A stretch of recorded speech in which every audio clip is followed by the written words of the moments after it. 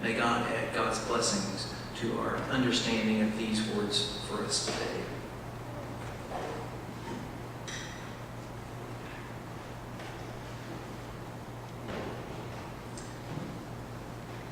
Back in the 1980s and in the 90s, one of the things that I remember being concerned about in our own society is that we were becoming what was called then a soundbite society. Anybody remember that kind of terminology being used?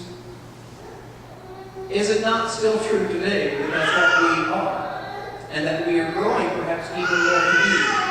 I just started reading an article, wasn't able to finish it because I started this morning and I needed to prepare for worship today, but an article in which was saying that as we are becoming a more technologically fascinated world in each and every country around the world, and we have more people looking at their things that they're holding in their hands and reading from those things, that we are becoming, as readers, skimmers rather than actually readers of the whole thing. We skim the material to look for things that we think, and oftentimes do not get, as this author was saying, the more subtle meanings. And as a result, we become less critical in our thinking about the things in which we consume, either as reading or listening, other sorts of ways. And this was seen as a tragedy by this author, that we are becoming less critical in our thinking.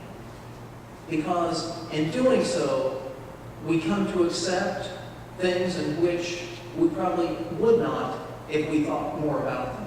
We sometimes interpret things as having different meanings than what they actually do.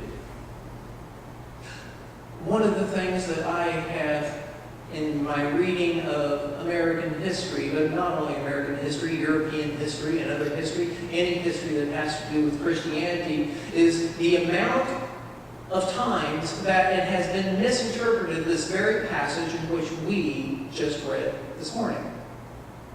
Some have used this passage, talking about the whole armor of God, to actually validate war and fighting and killing of others. Because they skimmed and used the word armor of God and didn't read the full context of what that meant in Paul's language. And so things like slavery, things like unjust wars, things like persecution of others, injustices to others, have been throughout history declared to be biblical. Some of the instances of which I was reading just this past week, which I won't go into all of them, but simply floored me. My jaw dropped that people could actually make these arguments that this passage was advocating horrible violence towards others. It is a metaphor that has been misused. Christians putting on the armor of God. A closer look at Paul's armor and its uses reveals that this armor is not an armor of violence, or of warfare, but it is an armor of nonviolence and peace. He says to put on the whole armor of who? God. Now, how do we characterize God? Now, some may actually characterize God in the ways in which we and in the United Church of Christ, and particularly the Faith United Church of Christ, might say, yeah, that's a little iffy. I'm not sure I go there with categorizing God that way. But for many of us who are a little bit more progressive understanding of who God is, we perceive God, do we not, as a God of love, a God of justice, a God of peace. And so if we're going to put on the armor of God, that means that we have to put on those same values that we see in God, God's self. Would God do all kinds of violence to people? Most of us, I think, here today would say, no, that is not our image of who God is. Paul goes on to say that this whole armor of God is used for a purpose to stand against the wiles of evil. Now, when you think about armor, you actually think about going to war and overtaking and injuring, if not killing, your opponent. But here it's something in which is going to involve no injury to anyone else. It's simply to protect you and your own spirit. It is to help you to stand against the wiles of evil, all the insidious ways in which evil comes into our lives. He goes on to say that we are to put on the belt of truth, or to put it around our waist. Now, our waist, in ancient times, the waist, or our belly, was considered the core of our being. That which, all that really mattered most to us comes from. It comes from right here, is the ancient view. And so to put on the armor of truth means that we don't allow ourselves to be deceived by all the sound bites, all the reading in which we don't look at carefully, all the things in this world in which may tempt us to other values. We instead say, no, we're going to stick with the truth that we know. We're going to think about it in a more critical way. And the belt of truth, one of the things in which we learn from this belt, and we see it through not only the gospel readings and all the New Testament readings, but also the Old Testament readings, is that we are all the children of God. And so anyone who tries to make you think that anyone in this world should be your enemy is a person who is not understanding this truth about reality, about our faith, about our spirituality, that we are all brothers and sisters of one another. We're all siblings, children of a God of love who cares for us all and wants the best for us all. That is the belt of truth that we need to put on every day, so that when we hear somebody trying to get us to hate other people or to despise other people or to think that they're taking away our jobs or anything else, that instead we resist because we carry the belt of truth around the core of our being. It talks about the breastplate of righteousness. Righteousness in that day was considered to be compassion, the care that we have for others, the sympathy that we have for others, the ways in which we would treat them just as we'd want to be treated. Not with violence, but with nonviolence, with care and concern. That is the breastplate that goes over our heart, a heart of compassion that reaches out and care for others rather than judgment of others. He speaks also of the shoes of peace. And peace, that was the word they used, shalom, which meant not just an absence of conflict or violence. It did mean that.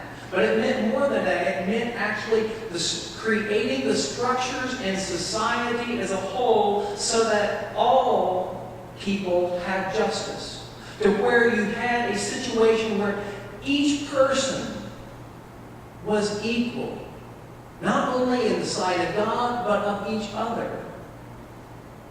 I just read an interesting little story. There was a scientific experiment done on rats, of all things, and they had 2 water bottles filled. One water bottle was filled with just pure water. The other one was a solution of water mixed with some kind of drug that made them feel good. They gave this to a single rat who was by himself in a cage. And lo and behold, we found that after the rat had sipped both bottles of water, he chose the bottle that was drugged almost invariably after that. Now, the scientist was coming to conclusions of, we are an addicted society. But then another scientist came in and said, maybe we ought to create a more communal situation and see what the results of it are in this case. So they created a rat's heaven, in which they had everything that they could possibly want. And they had relationships. They had lots of rats around, and they were all everywhere, and everything that they could possibly want in the world was there in abundance for them. And again, they put in both water bottles. The one that was just water and the one that was drugged. Now, all of them tried both bottles. But after only a couple days, none of the rats decided to choose the bottle that was drugged. They had everything that they needed and that they wanted already for them. They didn't need the drug. They weren't alone. They weren't isolated. They didn't feel that they were in a cage. They had relationships. Now that's fascinating, is it not?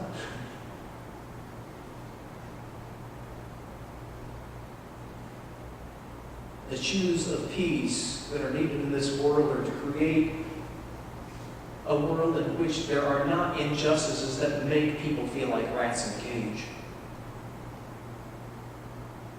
Until we get rid of the systemic injustices, and some people are not treated just because of the color of their skin, or because of their nationality, because of their status of being an immigrant or a citizen. Until we get to that point where we care for every person in this world as persons, as people of inestimable worth, of people who have the image of God within them, who are our brothers and sisters. Until we get to that point, we're going to be a culture of addiction and despair and even suicide. Jen, your story of a friend of yours from college reminded me of a friend of mine in seminary who committed suicide after he went to work in church. And he felt, for lack of a better term, like a rat. And he didn't feel that anybody truly cared for him. We have to be there for each other. We have to create conditions in our lives, in our relationships, in our society that help every person to recognize their inestimable worth. We have to be there for each other, that when we see another person down, whether they be friend or foe, that we do that intentional deed of compassion and just sit down, and even if it's a person that we don't know on the bench out here on the street and we see them crying, that we sit down and say, I don't know you, I don't know what you're going through, but I'm here for you.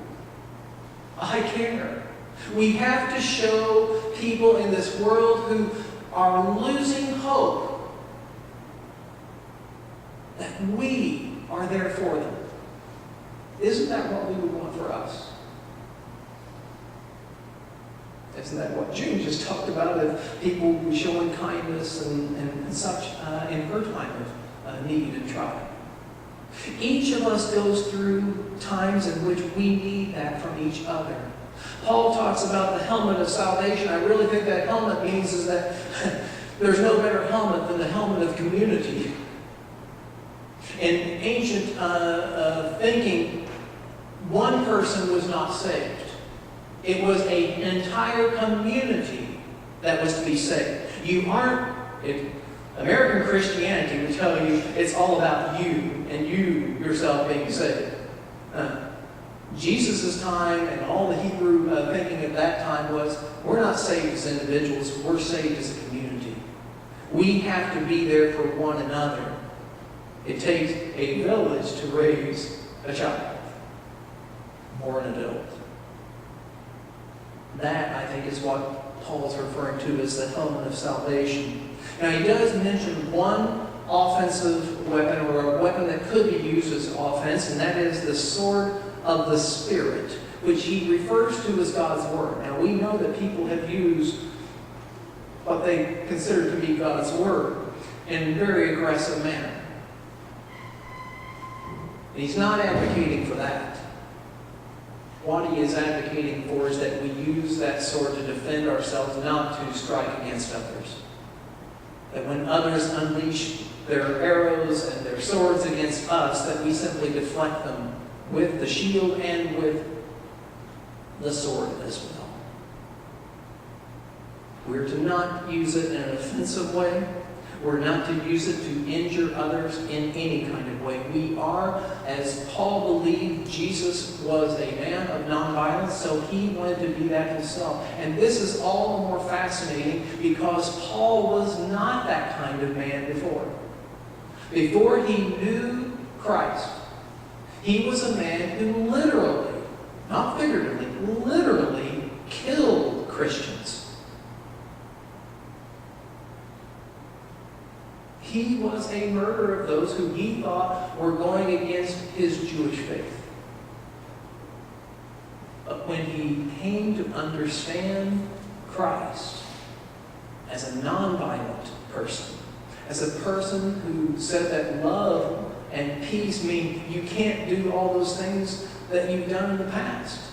You've got to change your thinking. You've got to change your ways if we're going to turn this world upside down. And that is what Paul is doing with this metaphor of the armor. He is taking a metaphor that is very familiar to the people of his day because it is the Roman centurions and army that oppress them on a daily basis. They see the swords, the shields, the armor, the spears, the arrows. All those things are very familiar to them, and they see their own countrymen dying on a daily basis because of the oppression of the Romans against them.